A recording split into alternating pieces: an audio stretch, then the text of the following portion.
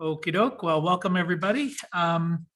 Before I get started, did anybody have anything you wanted to bring up for the good of the cause? Any questions? I know, Bob, you had sent through a note about when they say $2.50 a watt or whatever, what are they referring to? And did you get my response on that? Yes, you did, and it's equated to me as far as the DC input portion. Yeah, well, DC output from the array Output, I mean. input to the inverter. Yeah. Which is interesting because Commonwealth Edison out here has those sheets that you have to decipher also as far as the codes are concerned. You got to meet, and they say right there what the maximum is X amount of kilowatts going to the grid.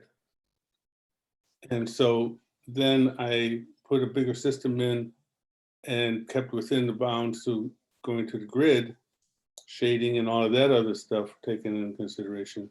And I got dinged on it because they actually meant input or DC side. And I'm going, that's not what it says. So Yeah, why would the utility care what the DC side is? They should care what the AC output is. well, believe it or not, there are people at Edison who actually believe they know what they're talking about. No, I don't believe that. I guess I believe they think so, but whether they know or not. Okay, well, Bill, you had a question there? Yeah, I just wanted to mention, we've run out of the textbooks you donated for our class in Houston, and you may get a request for more, or, you know, just forewarning, so to speak. Okay, well, the only issue is going to be that what I gave you was the 7th edition. And of course, the 8th edition is the one we're dealing with now. So it's going to be a little bit different. It's about 100 pages longer and, you know, has more questions, things like that, a little bit more updated, obviously. So they're not going to be exactly identical. That's all right. Yeah. I wanted to talk to you too, maybe not this afternoon, but if you could, you know, email me your phone number or whatever. I was thinking I might want to talk to you on our podcast about the program you're doing down there in Houston, the training program, just to see what you're looking to do and what you're trying to accomplish. So if you could send that, that'd be great. Okay. Anybody else have anything? Yeah, Bob? Going further with my return on investment for solar, going down that avenue, I've gotten deeper on that. Now I lost my thought. Don't get old, Jay, whatever you do, don't get old. I think that train has left the station, so. But anyway, while you're thinking on that, I'll hit some of the news highlights here. And I was looking there, they just passed something in North Carolina, which the news article said was a big deal, setting carbon standards, increasing renewable energy. I read through the article and I couldn't understand what was good, bad, or indifferent about this legislation. It didn't talk about anything specific that I understood what it meant. It talked about co-ownership issues between private and, you know, public partnerships and which committee gets to oversee which thing. And, you know, it all struck me that it might be, you know, a bureaucratic bliss, but I don't know just how much it really does in the real world. So I'll withhold judgment. If anybody wants to look at what's going on in North Carolina, let us know if they can see anything positive or negative out of it. That would be good. It did prompt me to start, and I thought maybe the discussion topic for today is going to be distributed versus utility scale solar, because it strikes me there's a battle brewing with the utilities essentially trying to redirect all public incentives towards utility scale solar. So we'll get to that in a little bit. but they're basically taking this attitude of, look, the utility, the centralized system model has worked well for us for 100 years. How do we extend this with the new generation of solar rather than natural gas and coal? And in that, you've got to sort of wipe out distributed. So we'll touch on that. Speaking of utility solar, there was an article that said it will overtake, just utility solar will overtake nuclear generation within 3 years. Okay. The utility scale is growing very, very rapidly. Through August of this year, so far this year, 86.5% of all new power has been renewable. So that's quite impressive. Wind and solar each roughly about 50% of this growth. Renewables now constitute 25% of the available energy on the grid. If we compare that to 10 years ago, it was about 14%, with the lion's share of that being hydro. So hydro is in that mix as well. When we say 25% of that, wind is about 10.5% and solar is currently about 5%. So that would mean hydro is going to be up around 8-9%, I would imagine. Jay, do any of the stats have anything on storage or any talk about how advancing, not any kind of measure? Yeah, I've got something on storage here. Just yeah. Okay. The storage thing says they're projecting that by 2025, 25% of all installs will incorporate storage. That's distributed?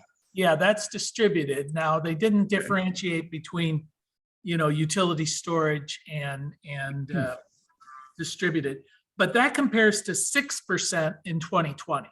So clearly storage is the huge game changer, aside from just scale, for the next few years. The FERC says that in 3 years, they're projecting that renewables will hit 30% of all of our generating capacity, and solar by itself will surpass nuke. That's what they're assuming. In the first half of 2021, solar was 56% of all new installed capacity, which is pretty dramatic. Wind, 37%, and natural gas, 6%. So the 86% was for 2020. So we're up to, about 93% is renewable right now, which bodes well, for the renewable industry. But you remember, I think it was last week, maybe the week before, I was sort of observing my perception that the Biden goals of 30% solar by 2030, and it was some huge amount, 100% by 2050 or whatever, might be overly optimistic and perhaps unreasonable.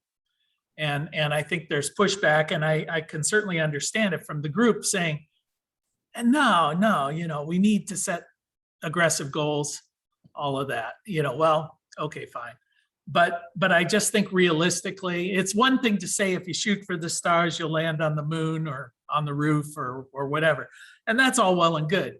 But let's be realistic about what this is about. And what SEIA just had an article out that said, if nothing changes dramatically, if we follow the growth projections that we have experienced over the past decade, in percentage-wise, we'll only hit about 15% by 2030, rather than 30% by 2030.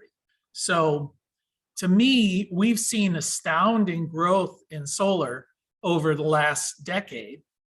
So keeping that same growth rate is pretty great, is pretty good. But even at that, we fall halfway to this nationalized goal. So I still maintain that goal is overly optimistic. given our political climate. Yeah, Bob. Hi, Jay. I'm one of Siggy's students here at Yeah. Irwin. And there was a news report over the weekend that I had looked at about some ongoing struggles that the people of Puerto Rico are having. They're having problem getting power from the utility company. I have a family member and we're going to be going down there this October, and there's some land there that we are considering doing a solar solution for. But one of the problems that the residents of Puerto Rico are having is that they're not able to keep their food refrigerated. And I was looking at some potential solutions for that, but there's a particular solar company that's putting out something is called Cool PV that's specifically for refrigeration. And I thought that might be like a small scale solution for, you know, we're talking about people that have a very limited income but they need a source of ongoing energy that would solve their refrigeration issues, because they're not able to keep their food stored you know, without spoiling, because the utility company is just proved to be unreliable. Right. So I thought that this might be a cool idea, but I wanted to have your thoughts on what experience you have with this Cool PV as far as like refrigeration on like a small scale operation for just a standalone refrigeration unit for, you know, for an off-grid type system. Yeah, I don't know that specific product, but basically you're talking about small standalone, you know, off-grid systems. Doesn't really matter what the load is that you're handling, whether it's refrigeration or lighting or refrigeration would be difficult because of course you need to have a pretty good size inverter because of the surge at startup. There's you know, the load is pretty variable. So there would be some challenges there that you would be facing other than like a load like lighting that's pretty manageable, pretty predictable. I've run into some similar situations when I've had students from Africa and they've been talking about water sourcing, you know, needing remote for well pumps or purification systems or things of that nature. It's the same issue really, that the infrastructure of the community is not able to handle for whatever reason, whether it's the weather like in Puerto Rico with the hurricanes, or whether it's corruption, incompetence, terrain. There's a lot of different issues that all combine to have an unreliable grid. And it doesn't have to be, you know, a third world country in Africa or a country or I'm going to say it wrong, but anyway, a territory like Puerto Rico or southeastern Ohio, you know, where I am. We have unreliable grids for a lot of different reasons. And that's one of the reasons we're starting to see grid storage in combination. But I have a feeling a better solution is going to be more like microgrids, as opposed to each home trying to do individualized energy systems. You know, it would be better if you've got a remote community to set up their own microgrid for that remote community, and then you get some economies of scale there. I have some friends down in Puerto Rico. I know Ignacio Diaz, he owns a company called Glen International, and they're a large solar installer, telecommunications installer down there.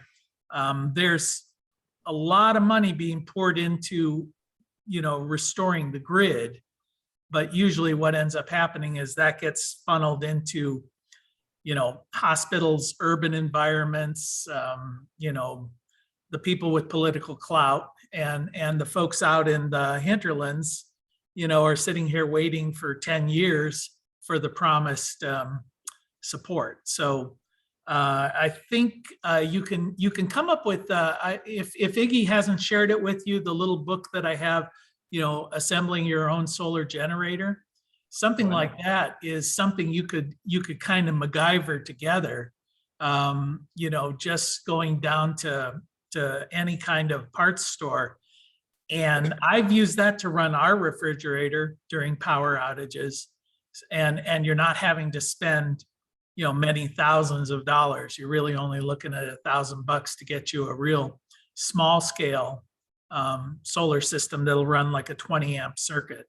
So Yeah, that's kind of the goal, is just to be able to power a single home refrigerator so that they can keep their, like everything else has alternatives, right? You can run propane, you could use a wood burning stove, you could Mhm. run kerosene lamps for lighting or something like that. But refrigeration is like a key thing that's necessary. So, Right. any more thoughts on that Cool PV? You have any experience with that? That's like a solar panel that they developed specifically for refrigeration. I don't know that it would be, I can see that the system might be specifically developed and marketed for refrigeration. But I can't imagine that the solar panel itself is any different than any standard solar panel. Yeah, from what I saw in the video, it was more, they made it more efficient to where it had like water cooling integrated into the panel to keep them operating at a more operational temperature. Yeah, It was more for like a commercial type thing that, they have like massive yeah. refrigeration, like a small convenience store or a grocery store, perhaps. Yeah, we've talked in class about, water-cooled solar and things like that. Usually the costs associated with the benefits just don't match up. And also I would question, running water over electricity is never a really good idea. Obviously you can deal with that, but I would go with standard products, especially in an area that's not real flush with money. Just make the system big enough to handle the load demands and you should be fine. Yeah, So Bill, for just an individual system, just a small scale inverter with a couple of panels and maybe a battery backup to support just the refrigerator. Yeah, just go down to your local country club, heist a few batteries from the carts. Golf carts. Yeah, the There you golf go. carts are fine, Any roadside signs that have solar panels that aren't, monitored 24/7, you can walk away with those. No, I'm just kidding, but you can generate, these generators are easy to do. Yeah, Bill, did you have something? Yeah, there's a company in Houston that makes coolers for cars. You plug them into the 12-volt outlet. They utilize a Peltier device that, that is very inefficient. But these things are a known entity. You can buy them, and then certainly you could integrate a solar panel to one of these devices, maybe even not having a battery. I don't know for sure. But Gabe, do you know the name of the company west of Houston that makes these devices? It's on the tip of my tongue. It's an insulated container. Yeah. It takes 12 volts and it works just fine. Yeah. No, I agree with everything Jay said. I think the concept behind Cool PV is that you cool the solar panels and heat your pool. But I agree that's not what I would recommend for Puerto Rico. And I think just a standard setup would be the most practical for that. Well, usually those pool heaters are going to be solar thermal. Which is a different technology than solar. This company, what this company is doing is circulating water underneath the solar panels to cool them off, make them more efficient, and then cool, heating the pool at the same time. Yeah. So it's what you were describing, but I agree it's not a good application for. Yeah, you might get 5 or 10% better performance. Yeah, Bob. Couple of things. First of all, to cool a solar panel, wouldn't you need a refrigeration unit? No, you can cool it with evaporative, just with water and cooling that. But doesn't solar panels work better hot than cold? No. They're better when they're cooler. The cooler they are, the more efficient they are. Okay. But the difference is usually about 1% efficiency for every degree Celsius.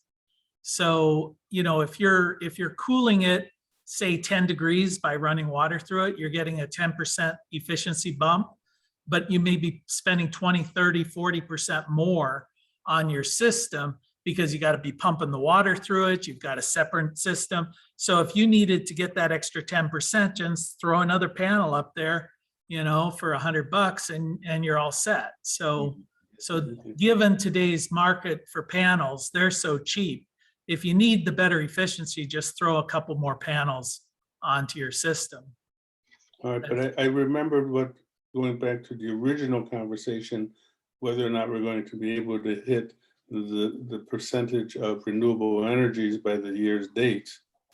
One of my paradigms is greed is a good cause for throwing money at stuff that enhances speed in that. And that's where I was going with Don here, as far as coming up with a return on investments.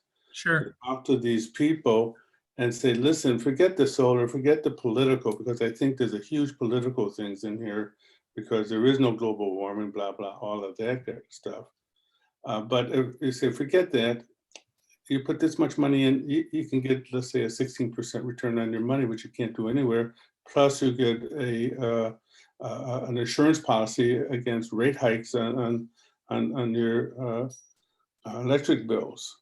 Yeah. So Don, you gave me that information. I actually read it. I wrote it down. I outlined it. And those are all elements in the factoring of coming up with an ROI on this. Mhm. Now, my issue is I got to put all of those into a formula that comes out with a number at the end, taking time value of money and stuff like that. But that's what I was going to ask you, Bob. When you plugged it in, did it come out? What was the return? That's why the ones I've seen, to be honest, aren't a real robust return, depending on who's putting it in for you. If you do it yourself, it's obviously much better.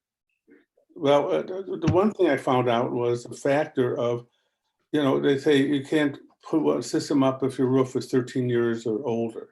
Mm-hmm. Well, I found out that if you have a 25-year to 30-year system, you're going to replace that roof no matter what. And I talked to the installers out here, and they are having a call to take systems off, put new roofs up, and putting the systems back up again. And in fact, one of my competitors is charging $1,000 flat fee plus $100 per panel to do such a thing. Mm-hmm. And that's an element that should be factored in, that no matter who buys a residential system, even industrial, I've been involved with industrial roofs, everything goes, and that's part of the elements on that. So you have to include that into the factor. I'm just curious, is that the roofer that's doing the service, or is that a solar panel company that's working in connection with the roofer? The roofer, not knowing what to do, calls up the solar panel company and says, I need it to be done. And they come out and this is what they do. I think that, so I'm just saying that as far as ROI is concerned, you have to factor in a new roof no matter what.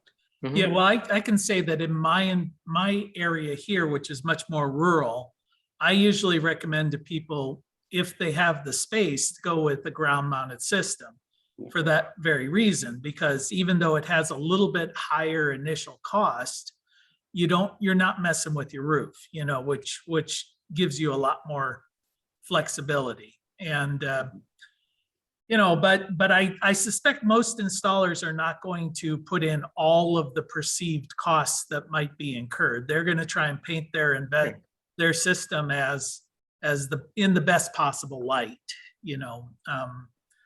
but the return on investment, I'm not quite sure in a percentage wise, but when I've done some evaluations here for commercial properties, with all the different incentives and grants, it's pretty impressive, with a 4-year payback or whatever on a 25-year system, that return on investment has got to be pretty high. I think for commercial it is. Once you get to yourself, once you get the investment tax credit and depreciation and the grants and stuff, I agree with you.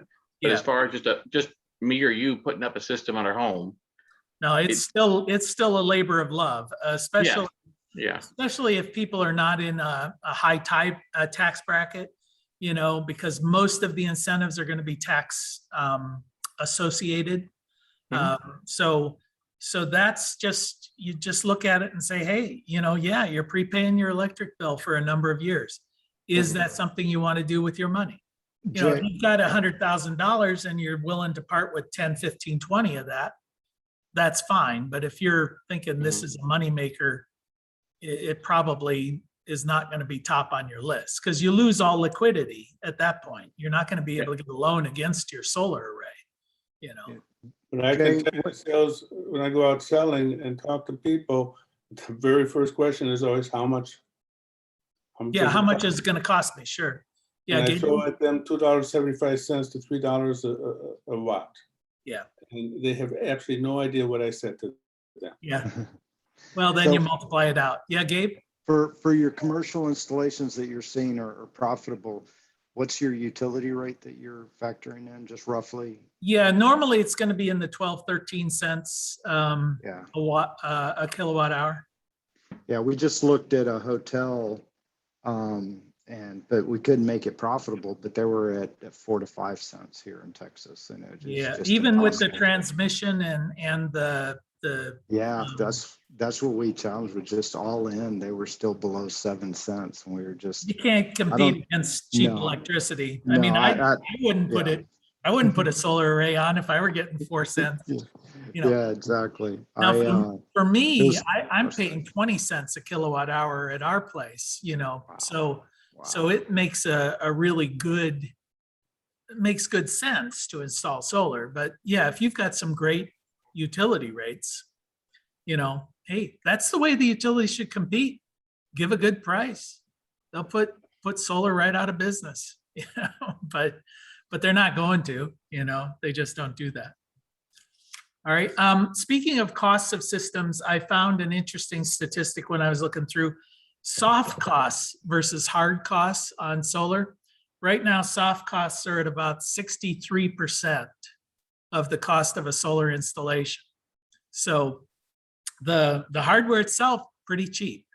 So I think, Don, as you had mentioned, if you do it yourself, well, now you're saving nearly 2/3 the cost of the solar installation. You can't get rid of all the soft costs because you may still have, sales tax and permitting costs and things like that. But they're but- not much compared to No. the markup. Yeah. it depends on where you live. I know we did an install in Columbus, Ohio, and the permitting was 10% of the cost of the project, which Okay. was crazy stupid, so it's like a $10,000 install with $1,000 in permitting costs. So, Stay away from the big cities. yeah, well, for more reasons than one. Yeah. Bill? Yeah, for Siggy and his student, I put a link in the chat to Okay. the thermoelectric coolers that are manufactured locally by Igloo. I And see. these, I would not even be surprised if Igloo has thought about, if not developed, a solar source of power for these 12-volt coolers. And in fact, I'll inquire. It's sometimes hard to get through to these large corporations, but this is reasonably inexpensive, and I'm sure it would be a great project to develop a panel. I don't know what the wattage requirement for these are, but it may well be that a single panel could provide the power for these coolers. Yeah. Thank you.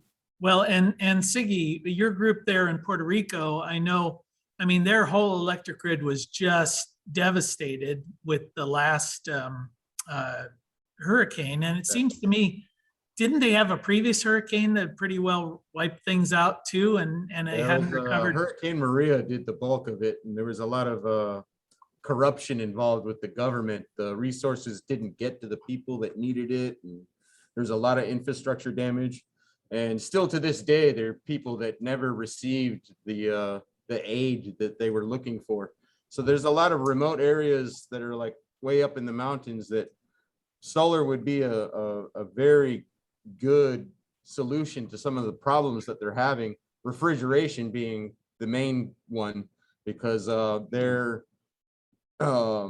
dependency on the grid and their incompetency is not on the level. So Yeah. something like that, even a small cooler just to keep their meat or something good for a couple of days. Everything else, is not as paramount as refrigeration. You can Sure. sweat during the day and turn a lantern on at night, but you have to be able to refrigerate your food.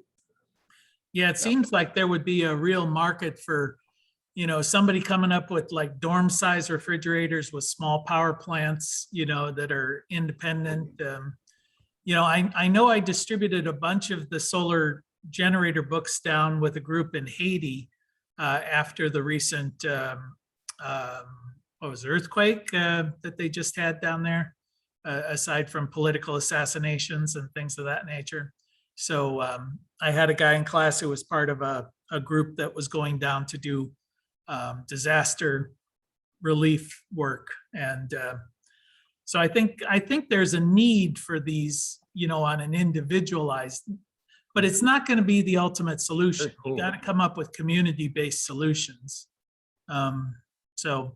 But I'm not that familiar with the terrain of Puerto Rico, but my assumption is it can be, there are the touristy places and they're going to be just fine. But then there's the remote, villages, I suspect, or towns. And those are the ones that need to have some sort of microgrid solution. Problem is getting government, to behave the way government's supposed to behave. Yeah, it's a very complicated situation because they're not a state, they're a territory. So it's like it's very complicated. They can't pass what they want to get passed because it's too wishy-washy. Yeah.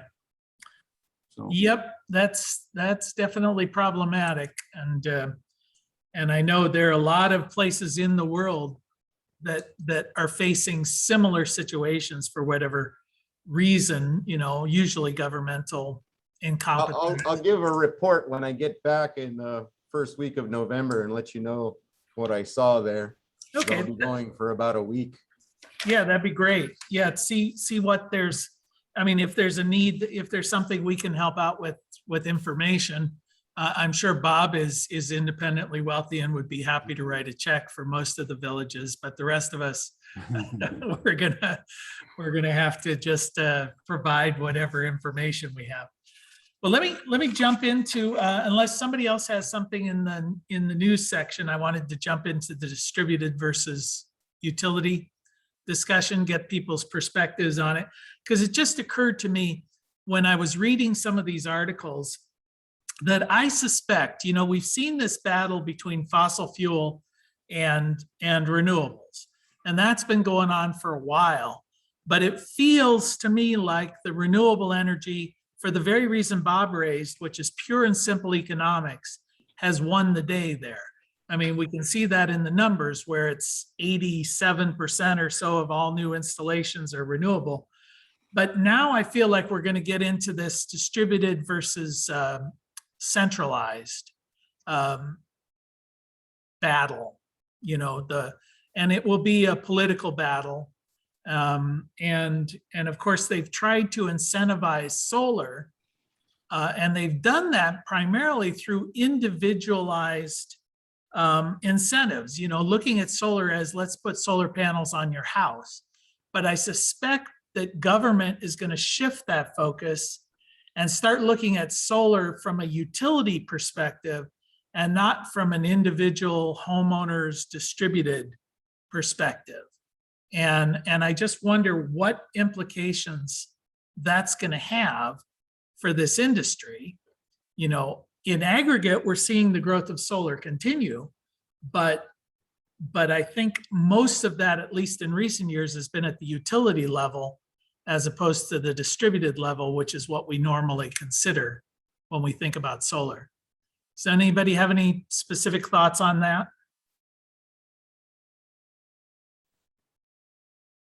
Yep.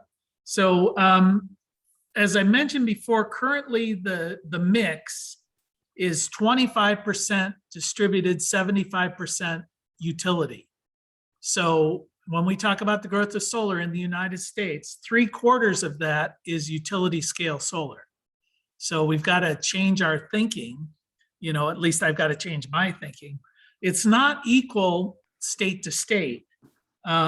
In New York State, for instance, 74% of all the solar installations are small distributed systems, which is just the opposite of what the nationwide is. Hawaii at 72%, New Jersey was 66%. So there are certain states where there's not a lot of big solar install. I would say in Ohio, for instance, it's definitely 3/4 of the installations or more are utility scale. That's where all the activity is going on. Then we've got the mix of community solar, which is kind of sort of a utility scale system, where instead of you installing it on your own home, you purchase a portion of a larger install. So the community solar. And I found it interesting, in the state of Minnesota, 70% of all solar installations are community solar installations. So they are far and away the leader nationwide in community solar. And just to give you that as a comparison, the second place is New York, and 18% of theirs are community solar. So Minnesota at 70%, New York it's 18%. And then it drops down, Massachusetts 15% and Colorado 7%. So it's still something that's growing. But Minnesota, I think, shows just when you have legislation in place that promotes it, it can be a huge factor in the marketplace. And 2020 has sort of exacerbated this divide between utility scale and residential. Because of COVID, a lot of residential systems were sort of put on hold. I think Bob had raised the issue of not being able to go out and sell at the residential level because you can't have face-to-face meetings. People don't want you in their homes. But utility scale wasn't affected at all. They just went ahead and went on with their projects. So I just have a feeling this is something we should keep our eye out for, because it's going to be a big deal. Yeah, Jay, you have something? Just if you could clarify on the community, is that a matter that there are not laws like Ohio that block crossing property lines, even if they're contiguous? Or is this something where there's a installation and then people are getting it via the grid, even if they're specifically buying from someplace? Yeah, well, the way community solar usually works is there may be a large solar development, and I could buy a portion of that rather than putting it on my home, and have the production of that allocated to my electrical bill. The problem that we run into in states like Ohio is you need the cooperation of the utility company to do this. And unless they're forced to do it, they typically don't want to do it unless it's their project. So you see a lot of more and more co-ops are beginning to do this as part of their plan, is to say, all right, we're going to put up a big array, and we're going to offer our members, if you guys want to put up $1,000 each or whatever, you're going to own X number of panels. So they're getting their membership to pay for this solar development, and then they allocate that to their bill. And if the utility is making the community solar, that's fine. That's one thing. But let's say Bob wanted to develop a big community solar array and wanted to sell shares in the community solar, and he's got customers from 6 different utility companies, and he says, okay, now I want you to credit these guys for your solar. And they're saying, no, why would we buy this from you? We don't have to, we're not going to. Well, in Minnesota came in and said, listen, you want to do work in the state of Minnesota, you want to sell power to our state residents, you will comply with all community solar projects. That's just part of doing business in Minnesota. So Bob could develop an array up in Minnesota, and every utility in the state has to agree to allow him to allocate his portion to their bill. So it's kind of like a net metering law, but they've got the most aggressive one in the country, and other places not so much. But to make my point again, money talks because Walmart has declared themselves as a utility. Yeah, They're producing, they have all this money and they put it into renewable, and they're starting to say, I'm lowering my bills because I can't afford it nationwide. And I think Honeywell is doing the same thing. well, I know Apple, Microsoft, Facebook, Intel, and Amazon, and Walmart. Those are the ones I'm aware of who have received approval from FERC to be public utilities, to be electrical utilities. So the issue is I don't have enough money. Yeah, you don't. Well, you're not paying off the right congressman or the right regulators or whatever. But where that's sort of a different issue is they're going to then buy access to the grid, and they're going to create their own virtual marketplaces. Their first step is Apple, for example, had this pledge to say, we want to have all of our data centers, all of our activities fully solar by a certain date. Well, they basically met that goal. 100% of their production and data centers are now run off solar. But it's so lucrative, they're over generating, and their only alternative is to sell it back at wholesale through a power purchase agreement.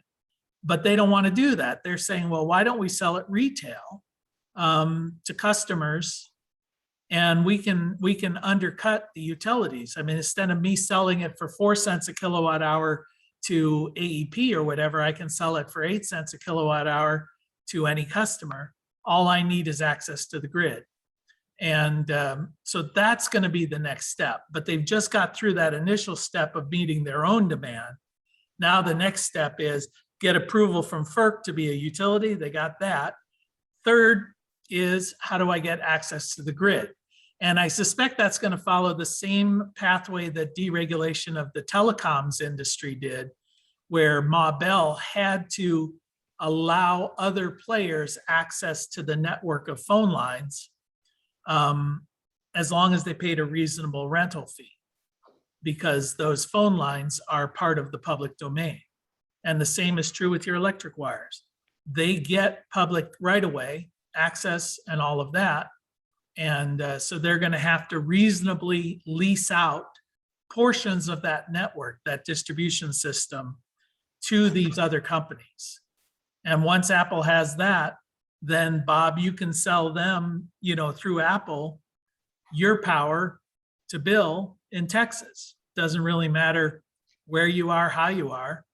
And I've always used the example of having an app on your phone, the iPower app, and you're part of the iPower network. And every day it tells you what the bid price is and what the sell price is and whatever, or you enter into long-term agreements. I'll sell my extra power to you for more than AEP will give me, and you'll buy it from Apple or from me for less.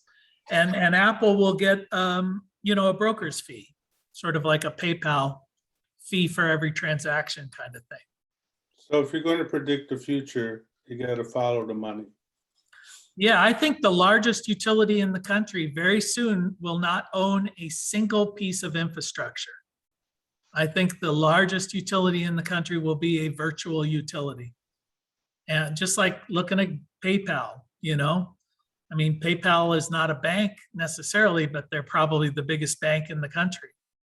So they certainly have the most money. Yeah, Gabe? Yeah, Jay, to your earlier point, I think this is obvious, but I think the distinction between New York and other states like Texas and residential versus commercial is really about land value, right?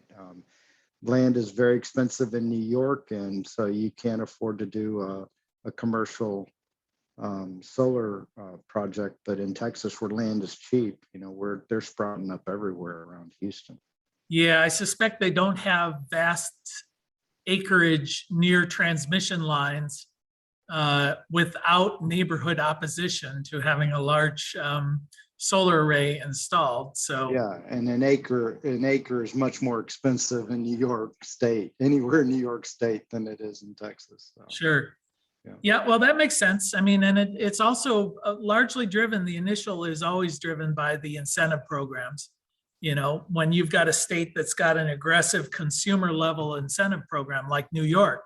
New York had a thing where they would pay 50% of the cost of install on your home. You know, so if you're getting a grant that's underwriting 50%, well then, sure. No-brainer, sure. And if it's siphoning off that kind of demand, what utility would go out and invest in a lot if they're losing customers hand over fist?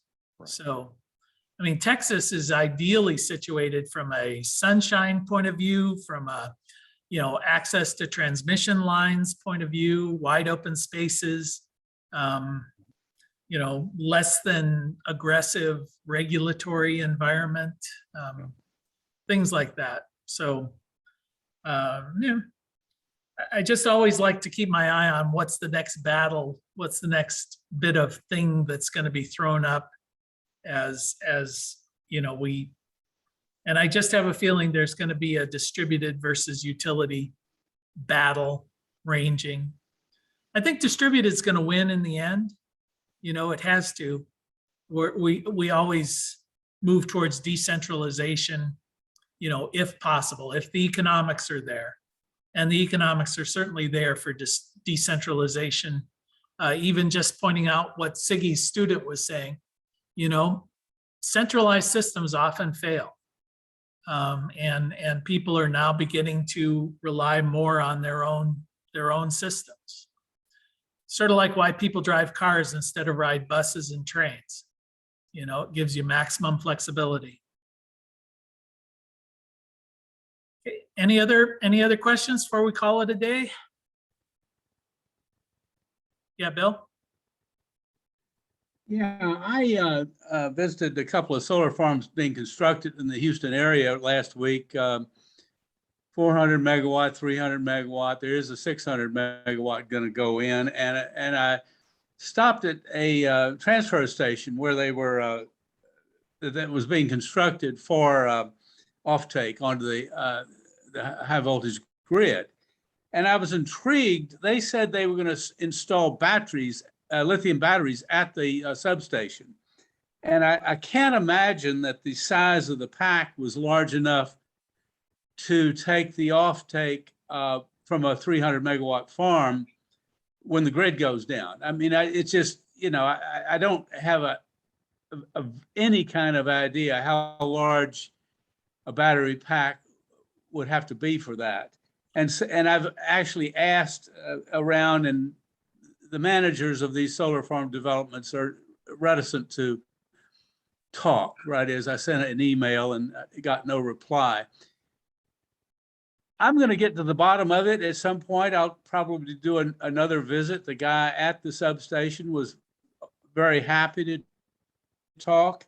I got to believe a lithium battery pack just provides local communication and control to the farm. And I was wondering whether anybody has any comments or suggestions on that. Well, my first impression was I thought pretty much all electrical substations operate from battery backup power sources.